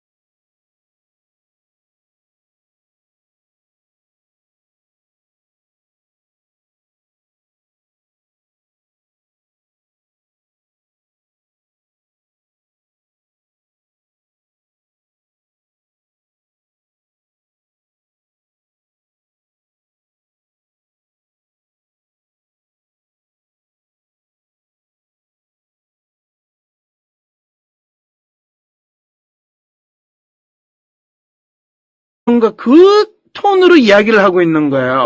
우리 무녀를 만났을 때 했던 네. 그 모습으로. 네, 그래서 내가 어디서 저 소리가 들리나 이러면서 이제 살펴보는데 네. 어디서 뭐 마이크로 그 사람한테 이야기를 전달하는 게 아닌데 그런 톤으로 이야기를 하고 얼굴 표정이 안 바뀌어요. 자기가 나름대로 자기가 중요하다고 이야기를 하는데도 예. 그래서 저는 누군가가 보이지 않게 저 사람한테 이야기를 쫙 하는구나. 그럼 저거를 뭐라고 표현해야 되냐. 그럴 때 그때 촛불을 앞에 둔 그때는 무녀라고 제가 표현을 하면 너무 좀 경박해 보일까봐 좀 있어 보이게 여사제의 느낌을 신전에서 신으로부터 뭔가 이야기를 듣고 이야기를 하는 그 사람. 그거는 마치 어느 딴 세상에서의 메시지를 받는 거, 그걸 그냥 전달하는 그 사람인데, 저 사람의 얼굴 표정이나 행동을 딱 보면 딱 그 여사제의 모습이에요. 근데 그 한국말로 하면 무녀거든요. 예. 그래서 저 사람은 이빈지는 촛불을 앞에 둔 무녀인데, 만일 저 사람이 대한민국의 정치 지도자로 나선다면 국민들은 대체 어떤 상태로 저 사람의 메시지를 받아들여야 하나. 그리고 저 사람은 자기가 이야기를 하면서 자기가 무슨 메시지를 전달하는지 알고나 있을까. 왜냐면 되게 그 신들린 무당 같은 사람은 이야기를 하면서 나중에 무슨 이야기 했냐면 자기는 모른다고. 자기는 그냥 뭐 누가 시키는 대로 이야기를 했을 뿐이다 이렇게 그렇죠. 이야기하고. 예. 그런 상황이면 저 사람이 앞으로 무슨 소리를 하든지 간에 그게 지도 무슨 소리인지 모르는 이야기를 국민들이 들어야 되는 그 상황이 벌어지니까 이거 참 황당하다. 이 생각을 해서 이제 대통령 코스프레를 하게 될 겁니다. 이렇게 이야기를 한 거죠. 인터뷰에서. 그랬더니 뭐 거의 한 1년쯤 지나서 저 친구하고 이야기하다가 그 친구가 청와대에 아는 녀석들이 있었는데 그 녀석이 황 교수하고 너 친구라며 그랬어. 내가 알아. 뭐 이랬더니, 뭐, 안 그래도 이 촛불 앞에 있는 무녀라는 이야기를 했다고. 그 자식 죽이겠다고. 너 찍어놓고 있다더라. 네. 그런 이야기를 하게. 아니, 왜? 몰라. 근데 더 이상한 거는 황 교수가 그걸 어떻게 알았지? 어머머. 이런 이야기를 했다는 거야. 야, 그건 뭔 소리야? 그랬더니, 나도 몰라. 걔네들 그러더라. 그러고 지나갔어요. 그래서 그러니까 뒤에 최순실이라고 하는 이 조종자가 있었다는 걸 안 교수님이 알고서 얘기했을 것이다. 그럼 모르겠어요. 그런데 사실은 제가 이게 무슨 무녀 세상이었고 그 사람이 얘기한 게 그 사람이 그런 얘기한 게 맞나 아니면 누군가 지시한 건가 이 생각밖에 없으니. 그리고 사실은 지시를 한 것이 최순실이 쭉 해온 게 아니라 이 정윤회 씨가 사실은 지시를 쭉 해왔는데 그 부분에 대해서 지금 언론에서도 사실은 정윤회 씨 이야기는 거의 언급을 하지 않잖아요. 심지어 정윤회 씨조차 이 중앙일보 인터뷰를 할 때 전 그 이야기는 너무 재밌어요. 자기가 관리를 할 때는 그런 일이 없었다. 그런 일이 없었는데 사실은 이 뭔가가 스탠스가 막 헷갈린다라는 걸 언제부터 제가 느끼기 시작했냐면 정윤회 씨하고 이 최순실 씨가 뜬금없이 이혼했다라는 게 나왔을 때 이게 뭔가가 이상하다. 그 생각이 들었는데 저는 실제로 최순실 씨는 그냥 그 이후로도 조용히 있고 정윤회 씨가 더욱더 컨트롤을 잘하고 있을 거라는 그 생각을 했는데 조금 갸우뚱했거든요. 그때부터 조금 행보가 이상했었나? 스탠스가 이게 엇갈리기 시작. 아니 실제로 진짜 동력이 떨어지고 국민들이 그렇게 지쳐버리는 상황이 오면은 정말로 끔찍한 거 아니에요. 사실은 아까 MB 때 촛불 시위를 할 때 그때 촛불 시위를 하시는 분들이 진짜 저렇게 무작정 촛불 시위를 한다는 게 대체 무슨 의미입니까? 그리고 MB 때 촛불 시위 동력이 떨어졌던 더 큰 이유는 사실 저는 노무현 대통령 돌아가시고 그 다음에 사람들이 그 좌절감 그 다음에 뭔가 우리가 저기에 뭐 지켜주지 못해서 미안해라는 그 마음에 더 이상 기댈 사람이 없다라는 상황까지 가면서 에이그 뭐 그래 뭐 네가 사기 쳐먹고 네 해먹고 싶은 대로 했는데 뭐 그렇다고 뭐 얼마나 더 해먹겠어 이 심정으로 자포자기하는 심정으로 넘어갔고 거기에 대해서 야당은 제대로 대응조차 못하면서 그냥 끌려갔잖아요. 야당이 없었죠 그때는. 그렇죠. 야당이라고 주장하는 인간들이 그냥 여당하고 짝짝꿍 해먹는 그 상황이었죠. 그렇죠. 예. 근데 그때 정봉주 씨 의원 아니었나요? 저 아니었죠. 아니었어요? 2008년도에 떨어졌죠. 아, 그렇군요. 예. 그리고 그 다음에 감옥 가셨잖아요. 예. 아유, 본인이 제대로 그때 예. 이 미래에 대한 예측을 못했으니까 본인 감옥 가게 됐잖아요. 예. 저도 그거를 미리 알고, 그래서 생식기 문제가 아니라고 그렇게 외쳤는데, 갑자기 그 이야기 했다고 나를 죽일 놈이라고 그러다가, 저 조용히 있을게요. 교수는 그냥 학교에서 강의실에 있었어야 되는데. 그래가지고 인터뷰하다가 그 다음에 지금 대통령은 본인이 여왕으로 등극한 줄 알고 있고 여왕님 만나고 나서 지금부터는 대통령 코스프레를 하게 된다. 예. 그리고 저 사람은 사실은 저가 딱 분석을 했으니까 결과가 보니까 이 촛불 앞에 촛불을 바라보는 무녀와 같은 그 심리 상태에 있는데 저 사람한테 우리가 뭘 기대하고 저 사람이 무슨 일을 할 것인가 저는 사실 더 섬뜩하기만 하다. 예. 근데 촛불 앞에 있는 무녀라고 하는 그 평가가 어떻게 나왔어요? 아, 그게 2007년에 예. 제가 그건 정말 놀랍지 않아요? 그 인터뷰 하시면서 쭉 심리 분석하신 그 그렇죠. 결과였잖아요. 2007년에 제가 그분 인터뷰를 쭉 하면서 그분이 이야기를 하는 거를 계속 보면 저 이야기를 할 때 저 사람이 어떤 생각을 하기 때문에 저런 이야기를 할까. 그런데 재미있는 거는 보통 우리가 사람들이 자기 이야기를 할 때는 네. 그게 생각에 기반해서 나오는 생각이 네. 나오고 그리고 그 사람이 어떤 생각을 하고 있다는 그 사람 얼굴 표정으로도 확인을 할 수 있고 네. 말을 하면서 그 본인의 머릿속에 있는 생각이 얼굴 표정하고 연결되는 묻어나오는데. 것이 네. 자연스럽게 나와요. 근데 이분이 이야기를 하는 걸 보니까 이야기는 하는데 자기 생각이 아니라는 것을 너무나 느낌이 오는 거예요. 네. 그럼 마치 보통 우리가 그 전 보러 가면 제가 전 보러 간혹 잘 가거든요. 네. 아 왜냐하면 제가 심리학자로서 예, 같은 그쪽들도 일종의 신이 내린 심리학자니까. 아 신이 내린 심리학자가 아니고요. 예, 그 신이 내린 사람들은- 척하는? 아니 본인들이 이제 그걸 제가 이제 뭘 물어보면 뭐라고 이야기하면 그걸 대체 무슨 근거로 이야기를 하세요? 그러면 대개는 동자신이 이야기를 예, 했다든지 예. 한미신이 이야기했다고 하면서 그 사람이 이야기를 할 때 그 모습을 제가 보면 마치 누군가로부터 이야기를 듣고 그거를 자기가 전달해 주는 듯한 그 제스처와 그거를 앉아서 이야기를 해요. 예. 그런데 정확하게 박근혜 씨하고 이야기를 하는데 그때 박근혜 후보였죠. 한나라당 경선. 딱 그 얼굴 표정으로 낼 수 있을까요?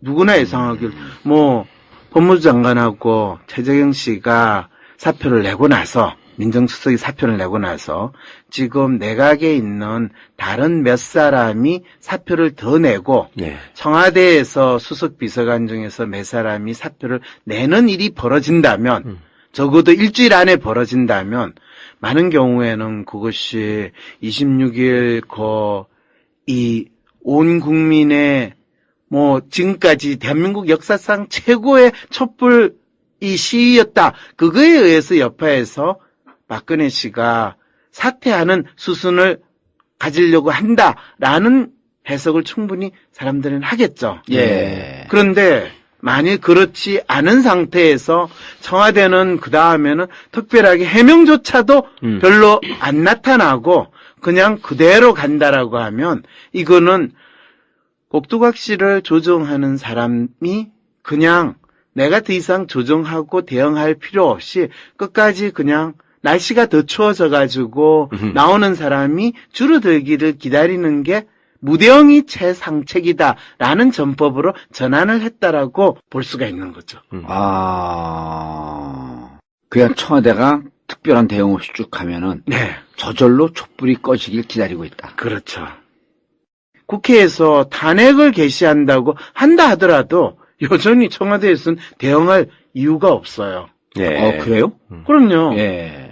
만일 대통령이 탄핵이 되면 대통령은 청와대에서 나와가지고 집에 가야 될까요? 아니면 청와대에서 계속 지내도 될까요? 청와대에서 계속 있는 거죠. 그냥 청와대 계속 그러면 있으면 되잖아요. 직무만 정지되고 있는 거지. 그렇죠. 예. 그럼 더 잘 됐죠. 뭐 어차피 지금까지 안 하는데 하는 척했던 직무였는데 네. 이제는 공식적으로 안 해도 된다. 더 격렬하게 안 해도 되는 거니까. 그러니까 얼마나 좋아요. 뭘 걱정하세요? 그렇다고 뭐 탄핵됐다고 해서 전국이 혼란이 되고 뭐 모든 공무원들이 일을 그만해가지고 나라가 갑자기 멈춰지는 그런 일이 벌어지나요? 아니죠. 아니죠. 그냥 일상대로 돌아가죠. 일상대로 돌아가죠. 그래서 대한민국은 대통령은 있으나 없으나 별 차이가 없다는 놀라운 태평성대에 있다라는 것을 온 국민이 느끼게 되는 거잖아요. 나라가 멍들잖아요, 진짜. 나라가 뭐가 멍들어요? 누가 때려요? 많은 분들이 지금 나라가 나라 꼴이냐라고 하는데 네. 언제 나라 꼴이한 적이 있었나? 이 생각이 드는 거죠. 아니, 교수님 말씀이 너무나 나는 설득력 있는 게 그 지난달에 네. 11월 말쯤에 보도가 나온 게 전 스페인으로 기억하고 있는데 총선 이후에 정부가 그 구성이 안 돼요. 네. 2번씩이나 지났는데 그러니까 10개월 동안 정부가 구성되지 않은 상태에서 무정부 상태가 돼 있는 거예요. 근데 사회는 너무나 안정돼 있고 예. 그리고 경제는 또 제대로 돌아가고 있고 더 잘 됐어요, 사실. 예. 그래서 경제. 정부가 없으면 혼란이 온다라고 하는 이 정치학의 기본 속설이 깨졌다. 정치학의 기본 속설이 아니라 이 정치학자라는 분들이 그래야지 정치학이라는 게 뭔가 의미 있다라고 사람들이 알 건데 라고 만들어놓은 세뇌당한 것이 실제로 현실적으로 일어나고 있는 사람들의 행동 속에 그렇지 않다는 것을 확인하는 계기가 되는 거죠. 10개월 동안 정부가 없어요. 예. 구성이 안 돼 있어. 예. 근데 너무나 더 안정적으로. 그러니까 우리가 만약에 탄핵이 진행된다고 하고 박근혜 대통령이 이제 탄핵 소추안이 가결이 되고 예. 심의가 들어갔잖아요. 있으나 없으나 교수님께서 여러 군데서 말씀을 좀 하셨는데요. 네. 대통령의 심리학보다도 이제 조금 더 가야 돼요. 지금 이렇게 벌어지는 상태에서 물론 과거의 그 역사도 봐야 되지만 지금 저 양반이 어떠한 대응을 할 것이냐. 많은 분들이 그런 예. 질문을 하시고 지금 박근혜 씨의 심리는 예. 뭐냐 이런 질문을 하거든요. 예. 그런데 사실은 박근혜 씨의 심리는 아무 생각 없다. 네. 이 말 위에는 다른 게 필요 없어요. 그리고 그럼 어떤 대응을 할 거냐라고 네. 할 때 여러분들이 박근혜 씨를 저는 꼭두각시라고 분석을 이미 몇 년 전에 했거든요. 네. 여러 차례 방송에서도 그렇죠. 얘기했었죠. 여러 차례 있습니다. 예. 그런데 꼭두각시가 어떤 행동을 할 거냐. 그 질문을 던지면 답은 뭐예요? 꼭두각시를 움직이는 사람이 따를 것이다. 그렇죠. 그럴 때 질문은 그러면 박근혜라는 꼭두각시를 조종하는 사람들은 어떤 심리에 있을까? 이 질문을 해야지. 꼭두각시의 심리가 뭐냐? 이 질문을 하면 질문 자체가 잘못된 거예요. 그리고 질문이 잘못되면 우시려고 그래.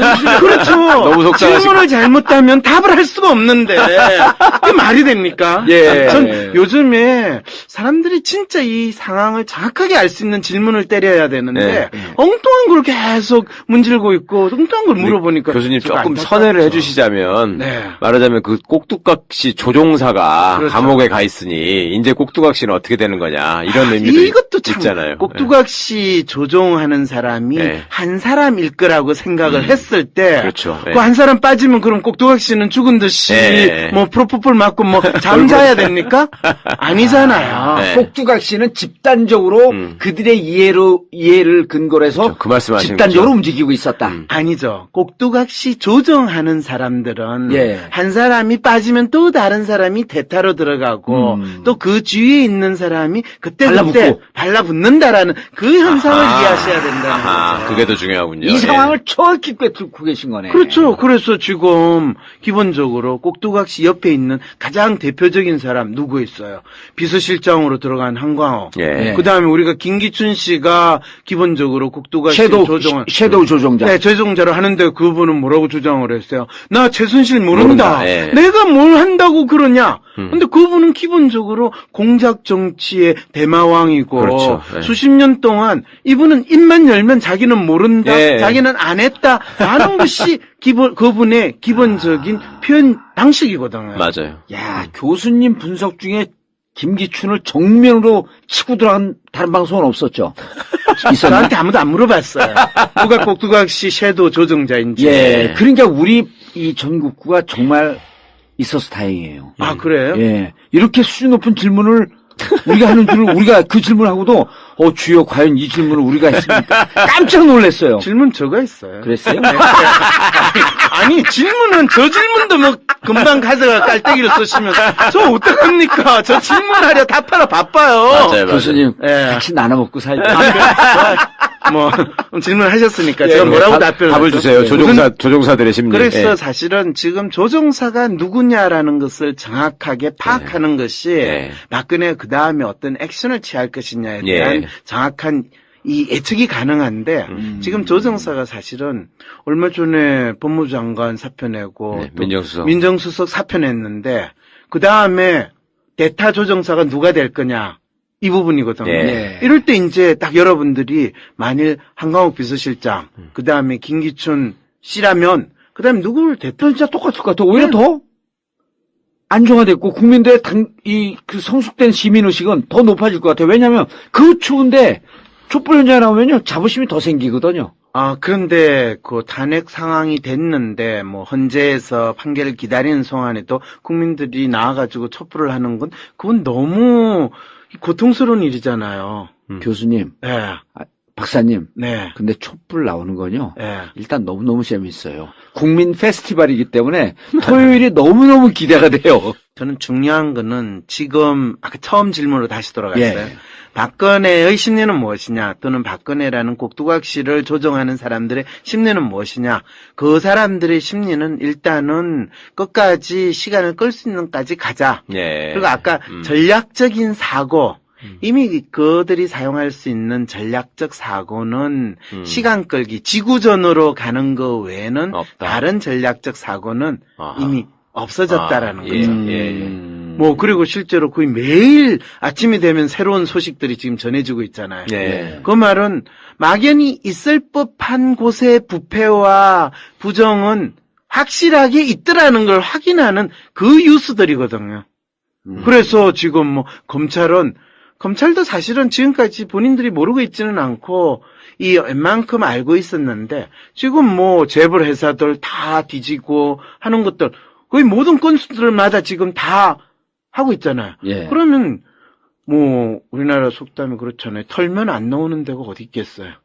다 놓을 수 있는 상황이기 때문에 그거는 더 이상 이제 박근혜 씨가 뭐 내가 죄가 없어요 라는 이야기를 못하는 상황이 됐는데 이거를 그러면 이제 어떤 상황으로 전환을 해야지 진짜 박근혜 씨가 사퇴를 하고 또 어떻게 보면 빠른 시기 내에 새로운 대통령이 선출이 되면서 국민들이 이 부정한 자들을 처벌을 할 수 있고 이 나라를 진짜 변화시킬 수 있다라는 희망을 뚜렷이 가지게 될 건가? 아니면 지금 상황에서 더 길어지고 뭐 탄핵하고 또 이 헌법 소원 가고 그 어떻게 보면 기다림의 시간에 가면서 국민들이 어떻게 보면 또 조금씩 뭐 이게 탄핵될 정도까지야. 뭐 그 정도는 아니잖아. 예. 아니 박근혜가 지가 챙긴 돈이 뭐가 있다고 돈 안 챙겼는데 그 주위에 있는 나쁜 놈들이 다 챙겨 먹었는데 무슨 죄가 있어. 뭐 멍청하게 꼭두각시 노릇을 하고 지가 몰랐다고 하는데 그럼 몰랐으면 그건 더욱더 죄가 안 되잖아. 이런 논리로 뭐 탄핵이 조금 어렵다 이렇게 되면 어떡할 거예요? 어떻게 생각해 보셨어요? 아니 안 해봤어요. 네. 그렇게 되면 그때 이제 실질적인 멘붕이 온다는 상황이 되는 거죠. 그럴 때 뭐 그러면 국민들이 나와가지고 헌법재판소를 불태우고 뭐 촛불 시위를 다시 한다? 그럴 때 국민들이 가지는 생각은 역시 그러면 그렇지. 또 정치인들한테 당했어. 이 참 무능한 야당 그리고 역시 대한민국에서 저렇게 끝까지 징글징글하는 인간들 진짜 징글징글하네. 그런데 쟤들이 저 정도면 언제 또 다시 그 검찰들의 칼날이나 경찰의 칼날이 애꿎은 사람들한테 돌아올지도 모르겠다. 이런 상황도 얼마든지 가능하다는 거죠. 갑자기 두 분이 그냥 조용해지셨네요. 제가 뭐 잘못했나요? 죄송해요. 괜히 이런 재수없는 이야기를 한 것 같아서.